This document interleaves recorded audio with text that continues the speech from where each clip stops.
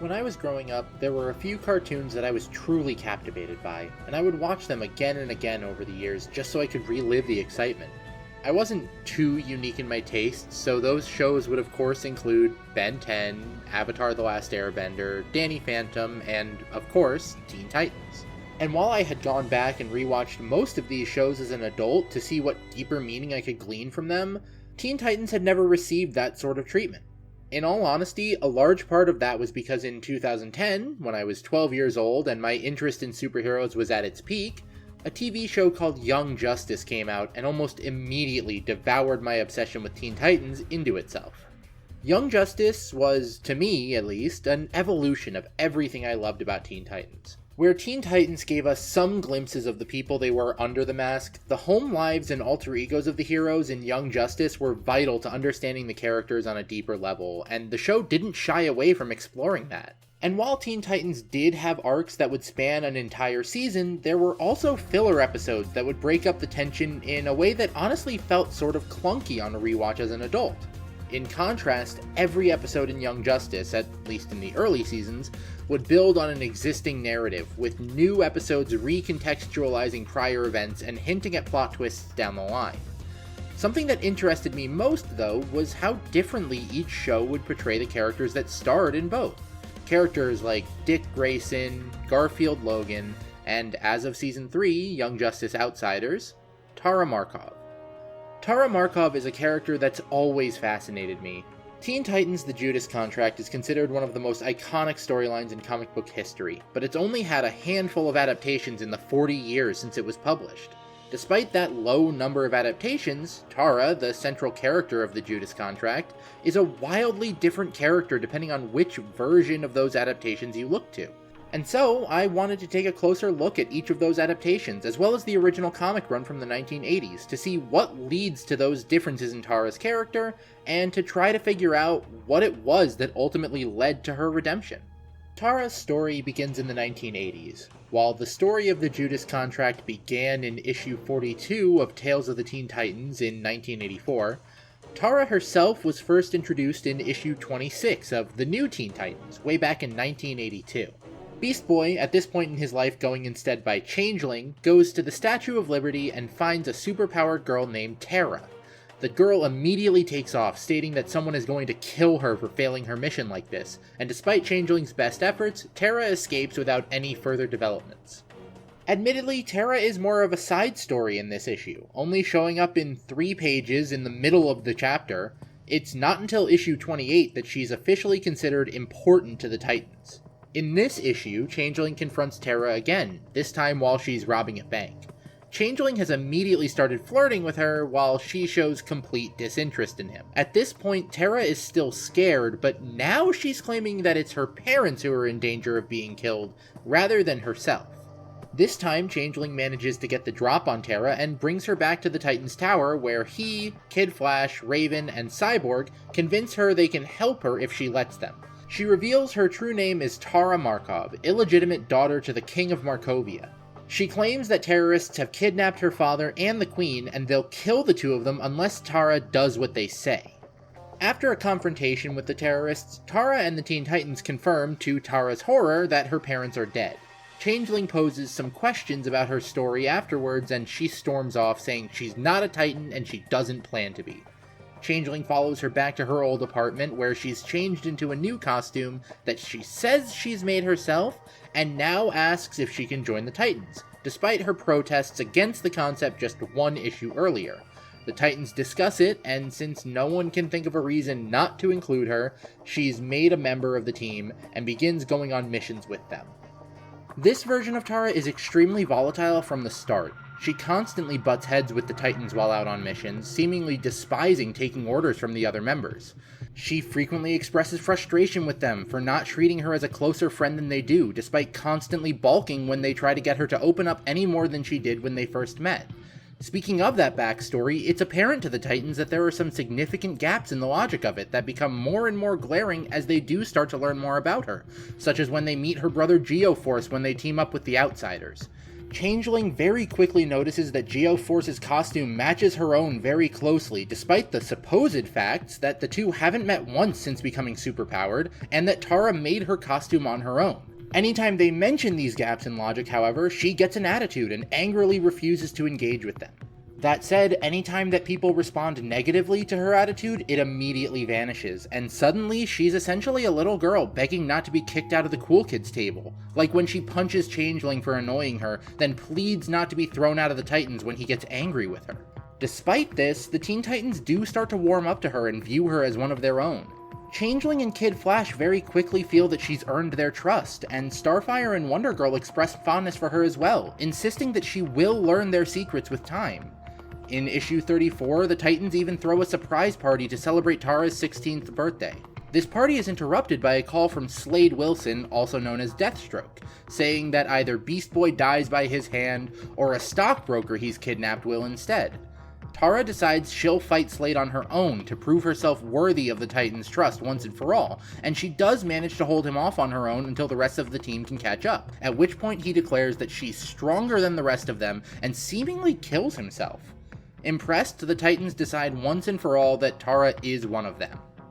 After this fight, Tara returns to her old apartment once again, and it's revealed that she's been working with Slade since before she joined the Teen Titans, since even before she was introduced into the comic, and that with her help, Slade is finally going to put an end to the Teen Titans.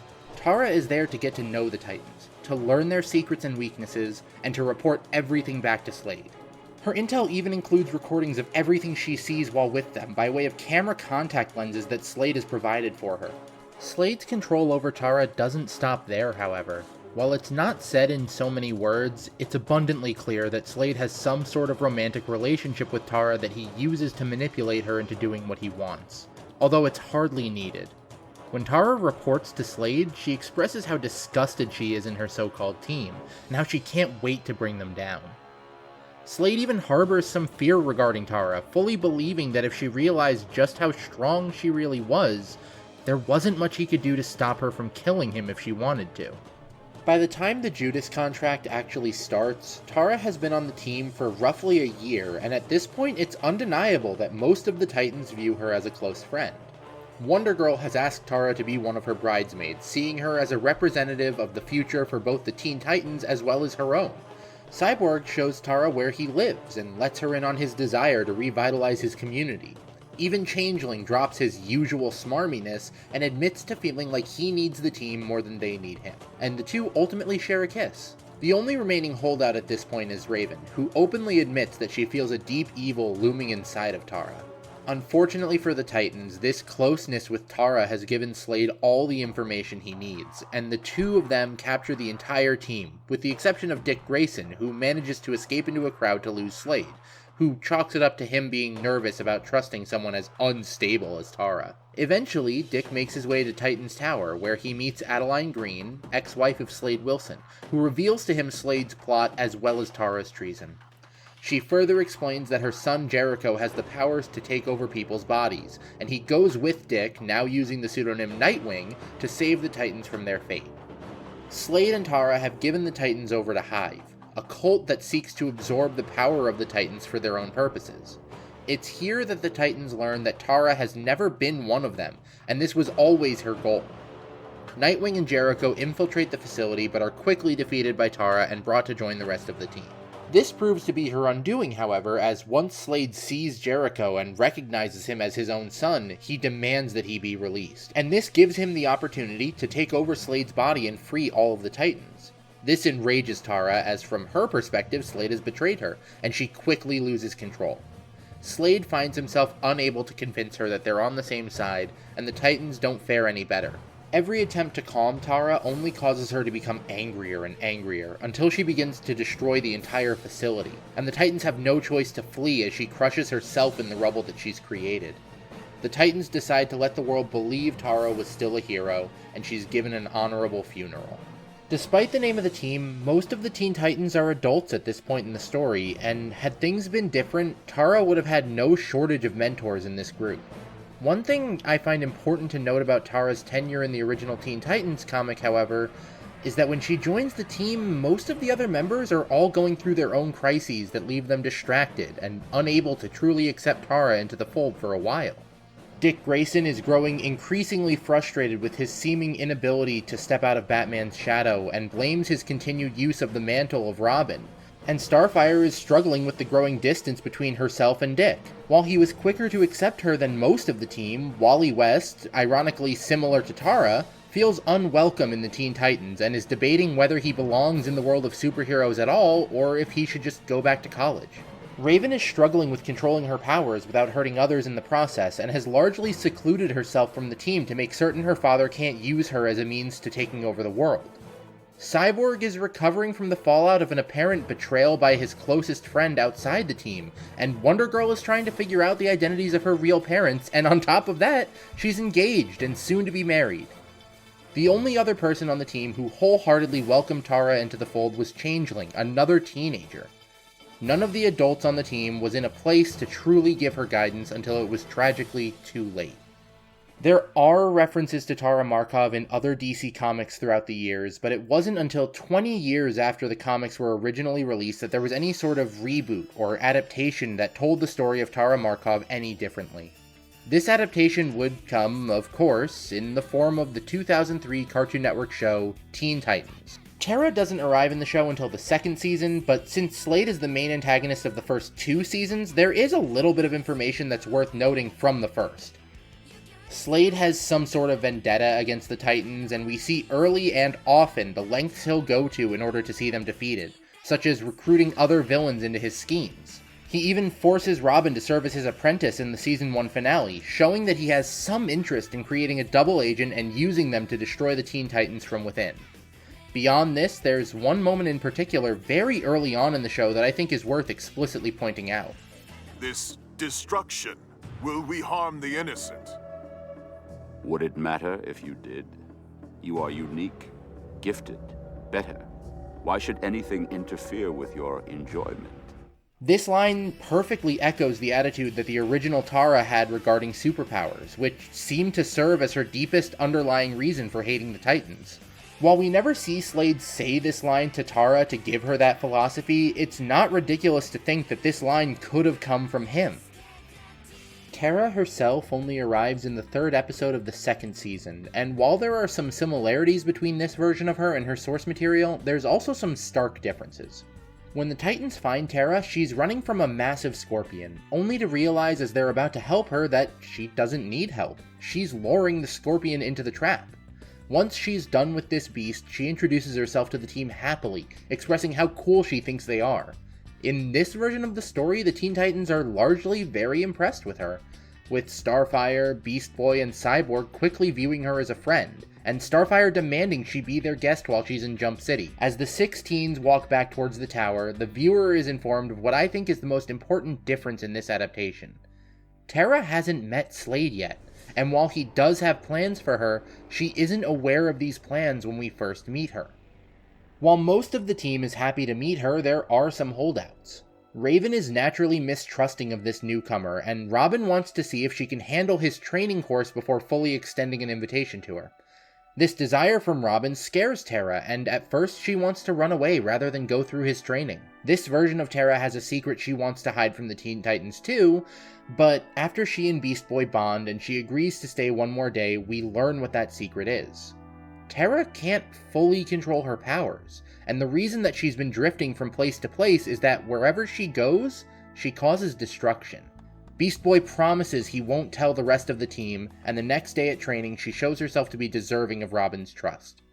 Training is cut short, however, as the Titans receive an alert that Slade is attacking again, and the team, plus Tara, move to stop him. While they're fighting, Tara accidentally causes a cave-in, and seems to have hurt Beast Boy. Horrified that she's hurt someone she cares about, she runs away. While she's on her own, she spots Slade and moves to confront him, but he quickly gets the better of her, reveals that he knows her secret, and offers to teach her to control her abilities. He insists that she can't trust the Titans, that once they learn her secret, they'll get rid of her. Slade's manipulation of Tara is already on display, and it goes further than his words. He lured the Titans to fight him at a mine, an underground arena where Tara would be more likely to cause an accident if she lost control. He created a situation where she would be isolated and therefore more susceptible to his promises and taunts. Slade's manipulation drives an already unstable Terra over her breaking point, and she fully loses control of her powers. Her outburst threatens to bring down the entire cavern, and as Slade slinks away, it's Beast Boy who comes to Terra's aid. He helps her calm herself and put a stop to her powers running amok, promising again that he'll never reveal her secret. Later that night, Terra tries to leave, but the Titans stop her and offer her a place on the team. She's excited by their offer until Robin says she needs more training. He's figured out from watching her the past few days that she can't control her powers as well as she needs, but she assumes that he was told by Beast Boy. Despite their insistence that this wasn't the case, she abandons the tower without so much as a goodbye. Slade's manipulation has already begun to provide results, and as he watches her desperate escape, he taunts that her every step will bring her further into his control. A good chunk of the season goes by before we see Terra again, and while she's gone, I'd like to highlight some key differences between her and the 1980s Tara she's based on. As I mentioned earlier, both versions of her have a secret that they desperately want to avoid the Titans learning, but the secret is obviously much less sinister in the cartoon. Another important distinction lies with the Teen Titans themselves in each version. In the 2003 version, the Teen Titans are much quicker to warm up to Terra and view her as a friend, unanimously inviting her to join their team after only a few days of knowing her. This isn't to say the original Titans were cold to her, but they took much longer to begin to really trust her and view her as a friend, with some of them never fully coming around. Even her original joining their ranks was much less enthusiastic, with the Titans not excitedly asking her to join them, but rather not being able to think of a reason to say no when she asked to join them. While Slade's manipulation thoroughly isolated Tara from the Teen Titans in both versions of the story so far, the 2003 Titans did much more to combat the lies he was telling about them than the ones from the 80s. Terra returns to Jump City in the 8th episode of the season, to the delight of the entire team excluding Raven. Terra wants to take the Titans up on their offer from their previous meeting, but instead of being met with further excitement, she's surprised to see the Titans are hesitant. They remember how she struggled with controlling her powers in the past, but Terra is eager to show that she's been able to change that since she's been gone, giving off an impressive display of her newfound talents. The reunion is unfortunately cut short, as some sort of monster is causing earthquakes across the city, and the Titans jump into action. As Terra moves to join them on the mission, Raven gets a flash of something dark from her, and expresses her mistrust to Robin. The cause of the earthquakes is revealed to be a giant mechanical worm, and as the Titans make an effort to stop the beast, Raven's mistrust and Terra's desperation to be trusted cause the two to butt heads throughout the fight.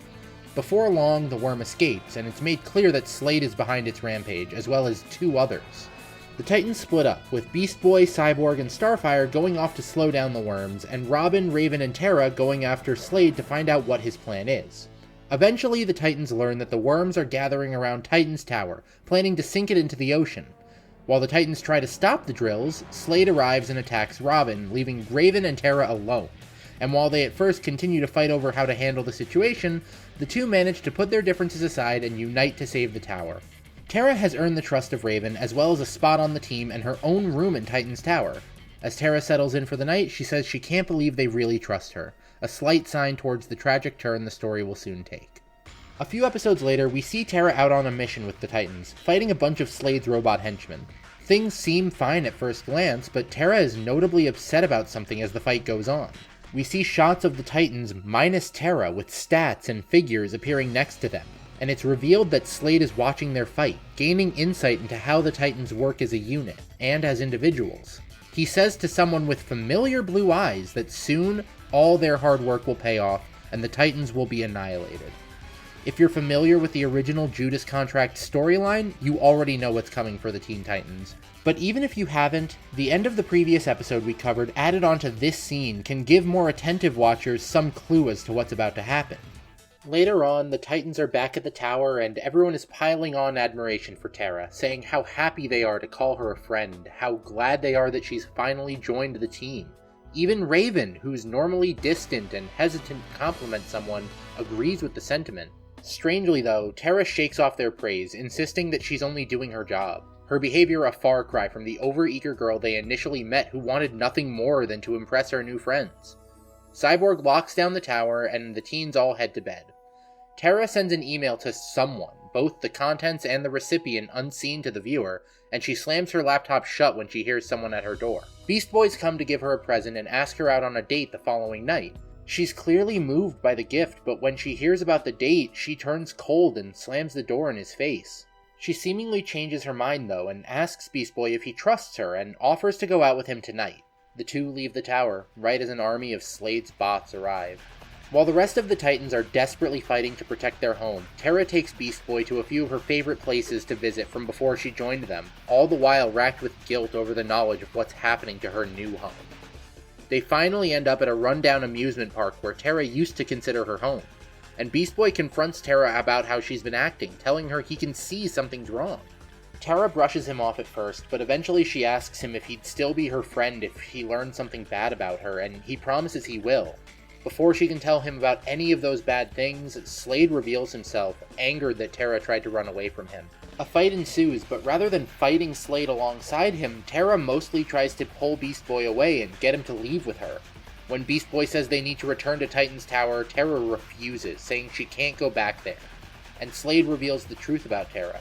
She's his apprentice, and she helped orchestrate the attack on the tower, albeit despite taking Beast Boy away before the attack began. Terra admits that this is the truth, but she tries to swear to Beast Boy that she never meant to trick them. Beast Boy rejects her, saying she doesn't have any friends, and heartbroken, Terra leaves with Slade. The Titans manage to defend the tower from Slade's assault, but the sting of Terra's betrayal leaves them all hurting in a way that won't heal anytime soon. Again, this version of Terra's story makes it very clear how Terra was manipulated by Slade. She begs Beast Boy to understand that she never wanted to hurt the Titans, but after Slade taught her to control her powers, he made her feel that she owed him, and this was the only way to repay him. She complied, as a child often does to an adult in a position of authority, but even while betraying them, her affection for the Titans shone through in the form of her trying to save Beast Boy from the attack. Terra longed to be accepted by those around her, and that desperation made her an unwitting pawn in the battle between her mentor and her friends. Even as Terra's story begins to fall more in line with the source material, the changes that have been made to her as a character and to her relationships with the other Titans will meaningfully impact how it reaches its conclusion. Having been thoroughly broken down at this point, and believing that there's nowhere else for her to turn, Terra swears to Slade that she'll fight at his side forever, and expresses an eagerness to finally wipe out the Titans. She ambushes them, and despite how he rejected her in their last interaction, Beast Boy tries to convince her that she doesn't need to do this.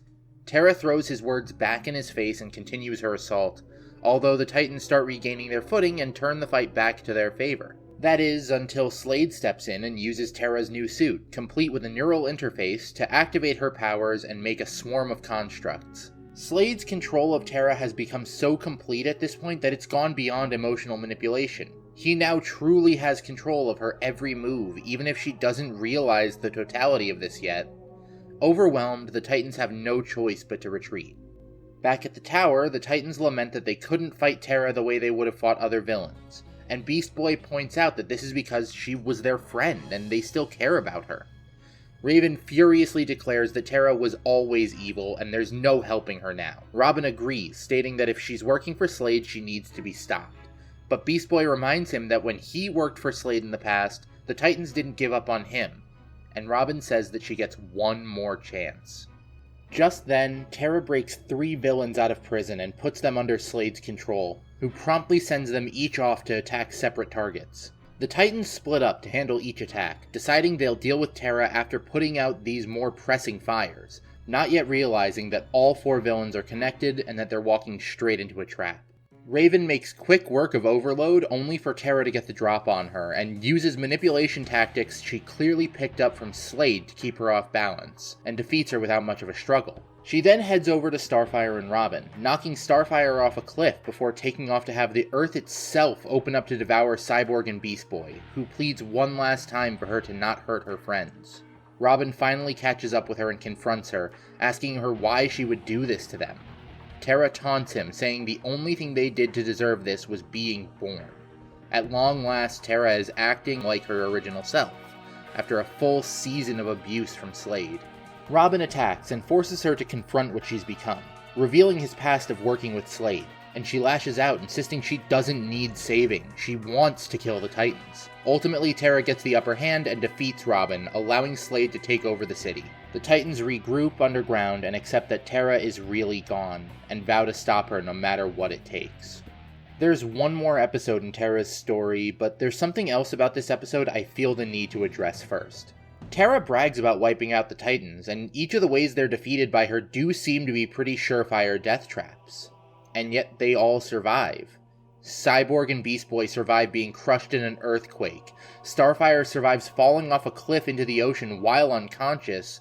Raven survives being held underneath sewage by Terra, and Robin survives being crushed by a rock while Terra watched. Now, in reality, this is because the story needed the Titans to be on the run from Slade's new regime, but in-universe, there isn't much explanation as to how Terra could watch the Titans all seemingly die, some of them mere inches from her face when it happens, and yet they all walk away without any serious injuries.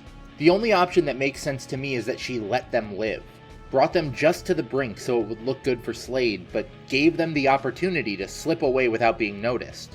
And the reason I say that is because despite her anger and frustration, until this episode she truly seemed like she cared for the Titans, and I don't think it would be so easy for her to just toss them aside. Now, the story won't really resolve in this thread, but it's something that follows naturally in my mind, so I wanted to bring it up. The final episode starts on a rather grim note, with Terra overseeing Slade's robot army as it conquers Jump City.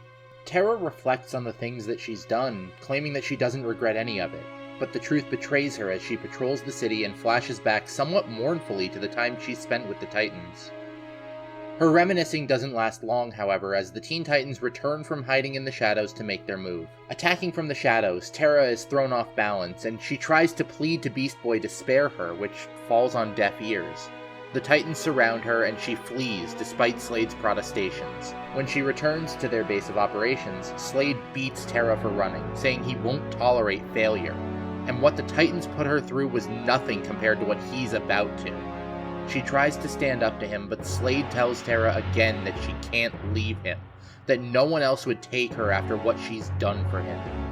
Terra decides she's had enough of him and tries to take off the suit he gave her as his apprentice, only for him to reveal that it will never come off, as it's bonded to her nervous system. Still, she tries to run away, but Slade uses the suit to force her to stay with him. Beast Boy finally makes his way to the lair and finds Terra in tears, and as soon as she notices him, she asks him to kill her. Before the conversation can go past that, Slade steps out of the shadows and admits he's controlling her before making her attack Beast Boy. While fighting, Beast Boy tells Terra that she's always had a choice in Slade controlling her, and that if she wants to stop fighting, then she needs to stop letting him control her. Slade finally gets the better of Beast Boy, and the rest of the Titans arrive, telling Terra that she can't let him go through with this. But ultimately it's Beast Boy who gets through to her, saying again that it's her choice to make. Terra apologizes to him, and then turns her attack on Slade, declaring she won't let him control her ever again. Unfortunately, her show of power against Slade awakens a volcano under the city that the Titans can't stop. Beast Boy tries to get Terra to leave with them, but she chooses to stay, as she can stop the volcano from destroying everything. Terra and Beast Boy share a final hug, and Terra gives everything she has to stop the eruption, turning to stone in the process. The Titans hold a private funeral, declaring her a Teen Titan and a true friend, promising that they'll find some way to undo the process and bring her back. Terra's story in the 2003 cartoon shares obvious similarities with the original 1983 comic run, but there's clear differences that set it apart and make the ending plainly different in tone. Where the original story only hinted at it, Slade's abuse of Terra is much more prominent in the cartoon, both emotionally when he's slowly turning her against the Titans, as well as physically when she defies him in even the most minor of ways. Counterbalancing this abuse is the Titans' treatment of Terra. Where before, the group largely treated her as an outsider for most of her tenure on the team in the comic, the 2003 Teen Titans viewed her as a friend even before offering her a place on the team, and notably even Raven warmed up to her before her betrayal, where in the original story, Raven always openly referred to the girl as evil. It's these differences that allowed Terra's revolt against Slade to make sense in a heroic context, rather than just her believing he was betraying her and lashing out. Before I move on from this version of Terra, I do want to make clear that I'm aware of the final episode of the show, Things Change, where Beast Boy meets a girl who looks like Terra, and that in issue 51 of the Teen Titans Go comic, it's confirmed that she is Terra. I chose not to include this part of the story because of what this episode is about thematically. Things Change is about accepting that things can't last forever, and ultimately the hanging question of whether or not this girl is Terra, or whether or not she remembers who she used to be, it doesn't matter. Terra's time with the Titans, her time with Beast Boy, is over, and while Beast Boy can still look back fondly on the times they had, he needs to let go of them so he can move forward with his life. To me, this episode is more about Beast Boy's growth than actually being another chapter in Terra's story, and so it doesn't quite fit under the scope of this video. After the Teen Titans cartoon, the next adaptation of Tara's story was in the 2017 movie Teen Titans: The Judas Contract, the 9th movie in the DC animated movie universe, and the second one specifically focused on the Teen Titans. This movie is a much more faithful adaptation of the original comic arc than the other two that I'm discussing, and so I won't be going over it quite as beat for beat as I have been, but there are still some key differences that need to be mentioned. It's not really clear if this version of Tara had the same rocky start to joining the Titans that the comic version of her had. The movie starts with Tara already a member of the team, having been there for nearly a year already, which is roughly the amount of time she had been on the team before the Judas Contract arc happens in the source material. We don't really get to know how this Tara came to be a Titan outside of a post-credit scene showing her flying towards the tower for the first time at the end of the first Teen Titans movie in the DC AMU. That said, the similarities between this Tara and her original counterpart make it safe to assume that there's been some similar tension between her and the team, if not exactly the same. She's dismissive about Blue Beetle wanting to volunteer at a soup kitchen, she's openly hostile towards Beast Boy's attempts at flirting, she and Robin have an active dislike of each other. Things may not have started the same way as in 1983, but they certainly aren't as positive as in the 2003 version either. Another similarity between this movie and the source comic is how spread the Titans' focuses are. Nightwing has only just returned to the Titans, having previously left Starfire in charge, but now the two are moving in together. On top of that, Starfire worries that with Nightwing returning, the team will stop treating her as the leader. Beast Boy is obsessed with cultivating a following on Twitter, Robin doesn't trust anyone really, and Jaime is there somewhat against his will, not able to return home until or unless he can get the scarab he's bonded with and that gives him his powers to stop trying to harm his family. That said, the lack of focus isn't quite so severe in this version of events. Nightwing insists that Tara doesn't need to be observed or watched, she just needs someone to offer some empathy, primarily because of Starfire's judgment of her. Beast Boy may want to become famous, but he also shows kindness to her in a way that's so unwavering, she actually is able to let her walls down around him. Just enough to make their kiss feel less like a ploy this time, and more like a genuine moment of feelings blossoming. Raven, as always, senses something in Tara, but in this version it's not framed as her having evil in her, just there being something off with her, and wants to help her. She's even the one who suggests throwing a party for her 1-year anniversary of joining the team. Just all around, the Teen Titans care about Tara so much more actively than they did 34 years prior, and it makes Tara actually seem conflicted in what she's doing. We also get to see some of the life she lived before Slade found her, where she was nearly killed for being a witch. An experience that clearly traumatizes her, as remembering it causes her to nearly destroy the Titans Tower in her sleep, and nearly kill Beast Boy during their sparring session. That in itself is a massive change to how Tara is. Remember that in the original comic, her nearly killing Beast Boy during training was because he annoyed her. This time, she truly didn't mean to, she just lost control due to her PTSD. This, of course, leads her to return to Slade in fear that she's lost the trust of the Titans. She's followed by Robin, the only actual holdout in the team. But when he sees Slade, he doesn't assume the two are working together, and tries to protect her before she helps Slade in capturing him. Speaking of Slade, another thing that's changed is Tara's relationship to Slade, albeit only slightly. She still only joined the team as a ploy to help Slade and was never really on their side, but we get further insight into how the dynamic between the two of them is. In one scene where Tara's slipped away from the Titans to be with Slade, she dresses up in an attempt to seduce him. And while he rejects her, he promises that once they eliminate the Titans, the two of them will be together. Whether or not he means it, this version of Tara is explicitly being manipulated by Slade through sexual means, a horrifying notion that makes abundantly clear how unfair the situation is for her. We also get to see through her flashbacks that he saved her from the angry mob that nearly took her life, filling her with gratitude and a sense of obligation to him, similar to what she felt in the 2003 cartoon. It's clear that Slade is using her as a tool to achieve his own ends, but she's been manipulated by him for too long to see through it.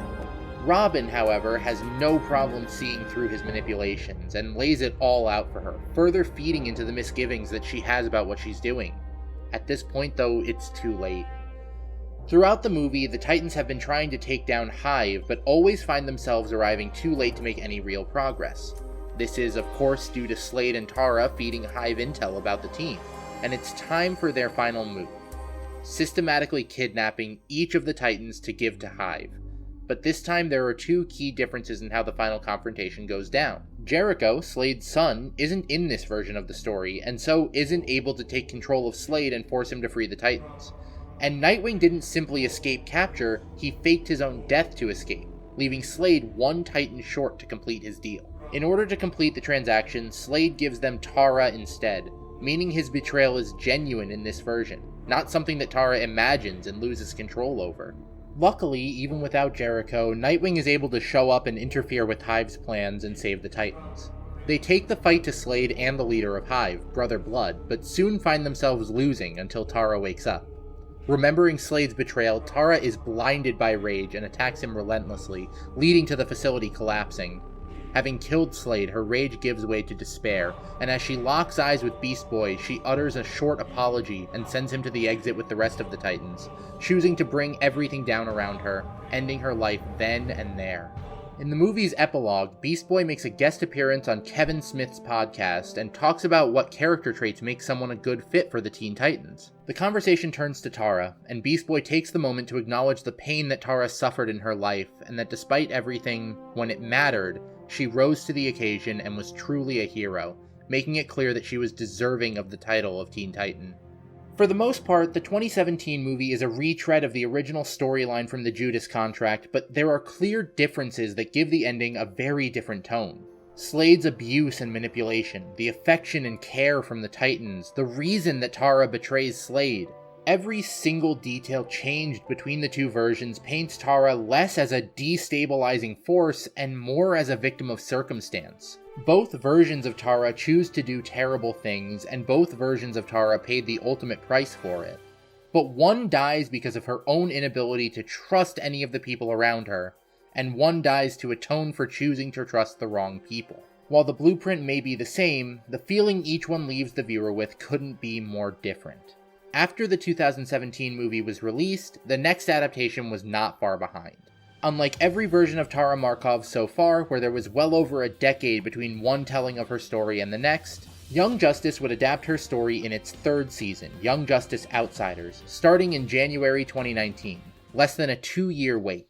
Young Justice tells the story in a pretty different landscape than the other adaptations do, so allow me to set the scene first. Lex Luthor has taken a position in the United Nations that has allowed him to heavily restrict where and when the Justice League is allowed to go. As such, when information leads the superheroes to learn of a metahuman trafficking ring that seems to be centered in Markovia, somewhere the League is forbidden to intervene, Nightwing assembles a team comprised of Artemis, Superboy, and Black Lightning to investigate.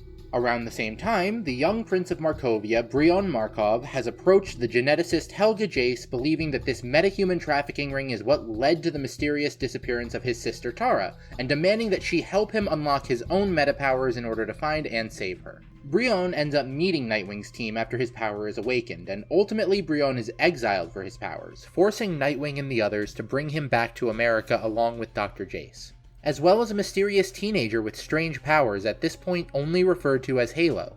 Throughout the first 13 episodes of the season, Tara isn't present, with Nightwing's team working to investigate and find her as Brion grows increasingly impatient. Nightwing and Oracle believe that the League of Shadows is using her as a weapon in order to act out assassinations, forcing her to engage in them via the use of control chips, But an investigation by the team reveals that the League of Shadows are no longer under the control of Ra's al Ghul and are now based on Bane's Island, Santa Prisca. An investigation of Santa Prisca by Batman, Metamorpho, and Katana provides the information, courtesy of Slade, that while Tara was a member of the League of Shadows for a time, she has since washed out and is likely going to be sold as part of the metahuman trafficking the heroes have been fighting to put a stop to. Passing this information along to Nightwing, our heroes travel to Greater Bealia to shut down the trafficking ring she's held hostage in and save her. They manage to get Tara away from the ring, and she, Brion, and one of their newest team members, Forager, begin to leave as the rest of the team head back in order to free the other children trapped there. Things end up looking bleak, but Tara insists that they turn back to help. This Tara shows the makings of a hero from her first moments on the team, and the attack on the metahuman trafficking ring is only a success due to her intervention. Tara is, for the time being, staying with Artemis, and she wakes up early to quietly send a text to Slade, confirming that she's made her way into the fold with the heroes. This already serves as a connecting thread to the original story, with the superheroes thinking they're saving Tara from a life of servitude, when in reality Tara was working with her alleged captors in order to infiltrate and eventually betray her supposed saviors. A few days later, Tara, her brother, Forager, and Halo, now using the civilian name Violet, are sat down by Nightwing, Superboy, and Artemis and offered the chance to join the Justice League's covert ops team. Cyborg is present, but as his powers manifested much more recently, and he's yet to become a superhero in any capacity, he's still yet to train enough to be ready for that level of responsibility. After a short discussion of the options that lie ahead of them, all four decide that they'll join the team. While staying with Artemis and Will Harper, formerly Red Arrow, she records conversations held between visiting superheroes and sends the ones with relevant information to Slade, serving him in a similar utility as she has in previous iterations, though with the end goal of her infiltration not yet clear. Tara lives with Artemis for quite a while, even spending Thanksgiving with the household, serving as something of a surrogate family for the young orphan.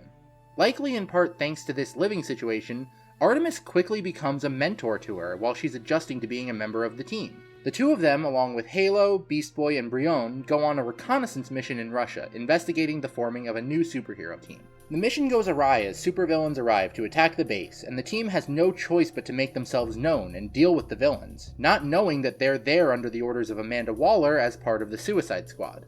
The fight costs the team their cover, and they're discovered by the Russian heroes, but despite an initial skirmish between the three teams, they're able to leave without causing an international incident. Ultimately, despite the chaos of the mission, Artemis gives a positive report for Tara, reaffirming to her and to the Justice League that she's doing good work as a member of the team.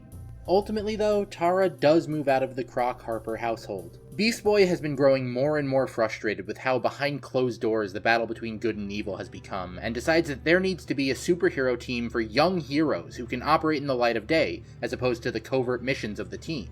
This new team will have a base of operations in a skyscraper in a major city where all the team members can live, furthering the point of these young heroes living in the spotlight and giving hope to the unpowered youths they protect. This team will be named the Outsiders, not the Teen Titans. I'm not sure why exactly they called this team the Outsiders when the Outsiders is a team led by Batman, a team we've already seen in operation this season in the mission on Santa Prisca. I'm getting sidetracked. The Outsiders have their own living quarters, and despite not yet being ready to join their numbers, Tara and Violet will both be moving in with them. It's a bittersweet separation, as Artemis has grown fond of the two children she temporarily adopted, and they decide to spend their last night living together having a sleepover. During the night, a thunderstorm happens, causing Artemis's niece to start crying and come running to the trio for comfort. Seeing this, Tara is reminded of when she used to do the same thing with her parents when she was scared by thunder, and she comforts the young girl at Artemis's request, smiling once she sees how trusting of her the toddler is. At this point, despite moving in with relative strangers for the second time in just a few months, Tara's life has taken on sort of a simple routine. She goes to school with Violet and Forager, she lives with those two as well as the rest of the Outsiders full-time, and gets to socialize and hang out with them as if she's just a normal teenager. And when she does act as a member of the team, she does so under the watch of veteran heroes who feel that she has the makings of greatness. Moving out of Artemis's house hasn't diminished the bond that the two have, shown when they train together.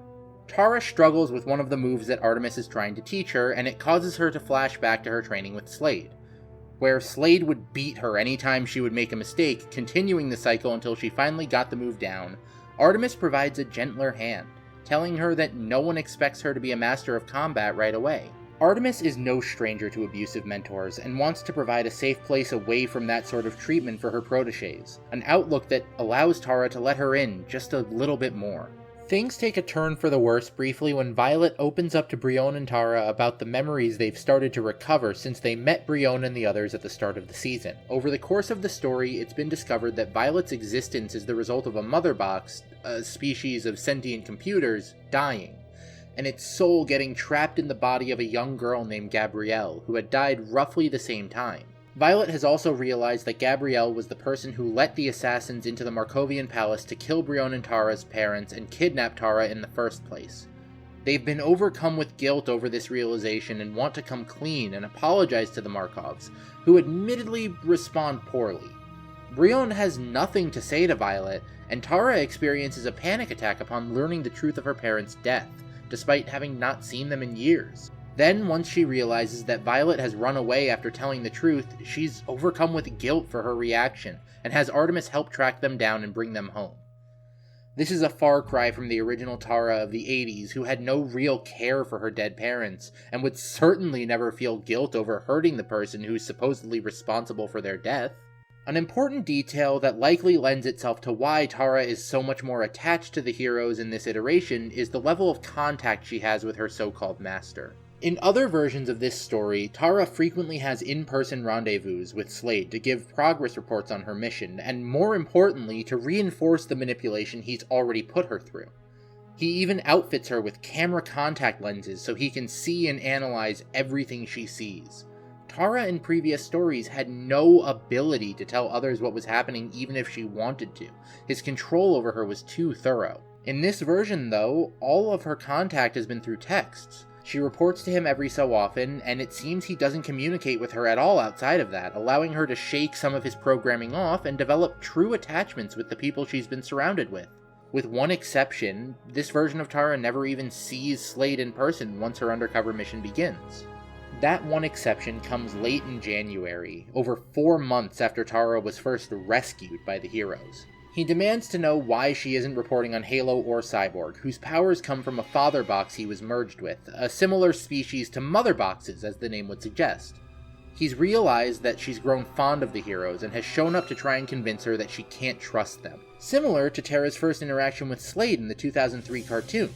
He gives her something as a just-in-case precaution, saying that the second she stops being useful to the heroes, they'll slap an inhibitor collar on her. We later learn that this precaution was a sort of vaccine to the control chips that he and his supervillain allies who make up the Light regularly use on metahumans to control them, which came in handy as Dr. Jace, who was mentioned earlier and something of a side character throughout the season, uses these control chips to abduct Brion and Tara, viewing them as her children and hers to control. Thanks to Slade's gift, Tara was able to save herself and Brion and escape from Dr. Jace, although the viewers learn that this wasn't to keep Tara safe like he claimed, but so that the season's major villain, Granny Goodness, isn't able to gain too much power too soon. Regardless, this act reaffirms in Tara's mind that Slade is the only person she can truly trust, and despite the care she feels for the heroes she's been fighting alongside all this time, she vows to do whatever he asks of her. After a mission to save Violet, as well as many other heroes from the clutches of Granny Goodness, Brion and Tara are visited in secret by their older brother Gregor, the king of Markovia. He tells them that with the good publicity from the defeat of Granny Goodness at the hand of metahumans, he can make moves to get the stance towards metahumans in Markovia changed, and bring the two home and put their exile to an end at last. Tara leaks this secret to Slade, who informs the rest of the Light in order to make their next move, aware that doing so could risk Tara's cover. Of course, this doesn't matter to any of them. Tara truly is nothing more than a pawn to them. They break Baron Bedlam, superpowered uncle of the Markovs, out of prison and take him to Markovia to perform a coup. Gregor is unable to return home under these conditions, and while the Justice League isn't welcome in Markovia, the Outsiders don't have to play by the same rules, and they, along with the team, move in to defeat Bedlam. Of course, this is exactly what the Light was hoping would happen, and as the heroes move in, Slade gives Tara the order that upon his signal, she is to murder Beast Boy on live television, destroying the reputation of heroes forever.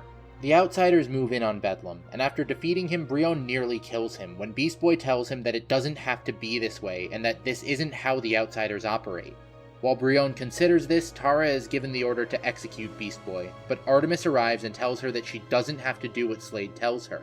She reveals that the heroes, or at least some of them, have known of her working for him since before they rescued her, as Batman could tell that Slade was lying when he previously said she washed out of the League of Shadows. The entire time that Tara has been living with Artemis, and then with the Outsiders, her mentors have known that she was feeding the Light intel and planning to betray them. But they also knew that to treat her as an enemy from the start would be to take away any choice she could make to change her ways, the exact choice the Light has always denied her. Tara reflects on the kindness she's been shown all these months, how they've treated her as a member of their family despite knowing the sinister motivations that have been beaten into her, and how they wanted her to be able to choose for herself the kind of life she was going to live. Despite Slade's protestation that she can't trust them, Tara spares Beast Boy and embraces Artemis, turning her back on Slade and his cohorts. Of course, Brion is enraged that no one told him what was going on with his little sister, and is ultimately manipulated by another member of the Light, Zviad Bazovi, into killing Bedlam regardless, taking the throne for himself, exiling his siblings, and banning the Outsiders from ever setting foot in Markovia again. Despite this tragic heel turn, Tara's story ultimately ends this time on a more positive note than it ever has. Horrified by what her brother has done, Tara admits that she had a choice in killing the people she did for the League of Shadows, and that she does have some responsibility for making the wrong one, regardless of Slade's manipulation. She encourages her brother to join her in taking responsibility, and when he refuses, she leaves with the other heroes. She's found guilty of her crimes, but due to the circumstances surrounding her crimes, she's sentenced to probation, and resolves to work as a member of the Outsiders in order to atone. Finally, after 41 years, a version of Tara has survived past her act of betrayal, and no longer ruled by Slade and his abuse, she's able to decide on her own what kind of person she will be. For once, the story I'm covering about Tara is not her whole story, just one chapter that ends on a hopeful note for further growth and redemption.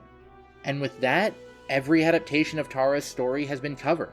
And looking at where she's ended up as a character, I can't help but consider what factors changed that allowed Tara to go so seamlessly from a villain who wanted nothing more than the Teen Titans' destruction to a hero who was led astray by machinations larger than she could have ever hoped to understand, and who just wants to be a good person.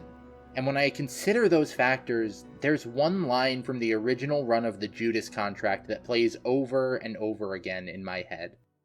Her name is Tara Markov, and she is little more than 16 years old.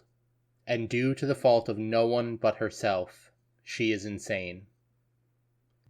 When I started writing the script for this video essay, I had it in my head that I was going to end on the idea that the Judas Contract is a tragic story about a scared little girl who wasn't able to find a good mentor to undo the damage done by her abusive one until it was too late. And while I do still believe that's what modern retellings of the story depict, I hadn't actually read the original comic run until I started researching for this essay. And having read it now, the original comic run is so much more unimaginative than that. The comics don't point to Slade's corrupting influence and years of abuse as what put Tara on her doomed path. They have Slade insist she was already like this when he found her, and Nightwing declares that the 16-year-old child used the Vietnam veteran-turned assassin just as much as he used her. They frame Tara's constant accusations that the Titans hold her at arm's length, not as a ploy with a lining of truth hidden underneath, turning it into a subconscious cry for help, but as a masterful manipulation by the greatest sociopath that Slade has ever laid eyes on. The Judas Contract of 1983 frames the entire story as her fault, while making no effort to look at the things that would have contributed to her becoming the person she did. Tara Markov deserved better. And looking at the adaptations her story has been given in the 42 years since, I'm happy to say that she's gotten better. 2003 Teen Titans gave her friends who truly cared for her and tried to get to know her, turning her betrayal against Slade into a more altruistic one, fueled by a desire to save the Titans rather than a desire to destroy them. The 2017 movie shows Tara develop genuine care for the team of heroes she's infiltrating, and makes much more unambiguous the responsibility Slade holds and the instability that leads to her self-destruction. And just 2 years later, Young Justice gave us a version of Tara that was allowed to train under mentors who knew her dark past and could empathize with it, encourage her to make her own choices, and ultimately save her from the doom that she had been synonymous with for the previous 35 years. Tara Markov is renowned for her story's original dark resolution, but through the decades, and by the hands of writers with new visions for her, she has finally been redeemed. Thank you so much for watching. I've wanted to write this essay since I first watched Young Justice Outsiders back in 2019. I know it was a lot longer than anything I've put out so far, and it took a lot longer than I expected it would, but it was a topic I just couldn't cram into 15 minutes or less. Regardless, I hope you enjoyed. As always, it would mean a lot if you liked the video and subscribed to the channel, and leave a comment below to let me know what you think about my analysis of Tara as a character. If you want to see behind-the-scenes stuff about my video essays, plus get to see them a day earlier, consider subscribing on Patreon or Ko-Fi. Everyone who does gets their name in the credits as thanks. And while you're here, maybe you want to watch another video essay I've made, maybe this one here. Thank you so much again, and have a great day.